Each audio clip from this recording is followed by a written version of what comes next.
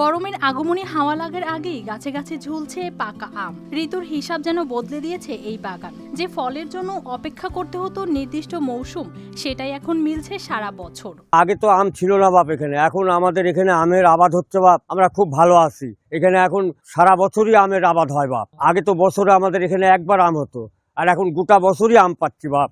এই বদলে যাওয়ার চিত্র দেখা যাচ্ছে দিনাজপুরের হিলি সীমান্তে। ধরমদা এলাকায় বকুল হোসেন বর্গা নেওয়া জমিতে গড়ে তুলেছেন 12 মাসি আমের বাগান। 1 একর জমিতে রয়েছে প্রায় 300টি গাছ। বাড়ি 11 ও কাটিমন জাতের এসব গাছে একদিকে পাকা আম, অন্যদিকে নতুন মুকুল। চলছে যেন একটানা ফলনের চক্র।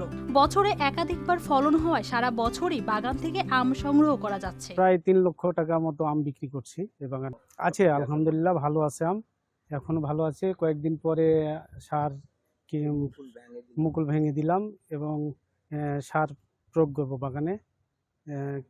হয়তোবা 1-1.5 মাসের মধ্যে আবার মুকুল আসবে, নতুন মুকুল। শিয়া বাটার ও ভিটামিনে সমৃদ্ধ লিলি বিউটি সোপ, তারুণ্যময় উজ্জ্বল ত্বকের জন্য। অসময়ে ফলন ভালো হওয়ায় বাজারেও এর চাহিদা অনেক বেশি।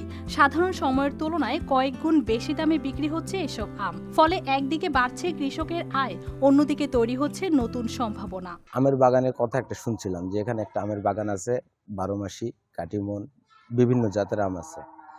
আসলে আমি দেখলাম যে আমার মনে একটা আশা যে এরকম বাগান আমি একটা করবো।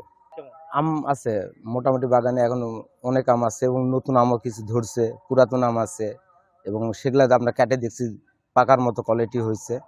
তো আমার ইচ্ছা আমি করব একটা বাগান। কৃষি বিভাগ বলছে এ অঞ্চলের মাটি ও আবহাওয়া 12 মাসি আম চাষের জন্য উপযোগী। সঠিক পরিচর্যা আর আধুনিক পদ্ধতি ব্যবহার করলে এই চাষ আরো বিস্তৃত হতে পারে। এই বাড়ি 11 এবং কাটিমন জাত, যেটা অসময়ে চাষ করে নিয়ে আসলে তারা কিন্তু বাণিজ্যিকভাবে লাভবান যেমন হতে পারে, ঠিক তেমনি ভাবে আমাদের যে সুস্বাদু এবং সুমিষ্ট ফল, এবং এটার কিন্তু কালার একদম হালকা হলুদ রঙের কালার হয়। আর সেক্ষেত্রে আমরা বলবো যে আমাদের যে পরিচর্যাগুলো, বাগানের যে পরিচর্যা আমাদের কৃষি বিভাগের পরামর্শ নিয়ে যদি করে, তাহলে কিন্তু তারা আসলেই লাভবান হতে পারবে। মৌসুমের গণ্ডি পেরিয়ে সারা বছর আমের এই উৎপাদন হিলির কৃষিতে যেন নতুন এক সম্ভাবনার দুয়ার খুলে দিয়েছে। News desk, RTV।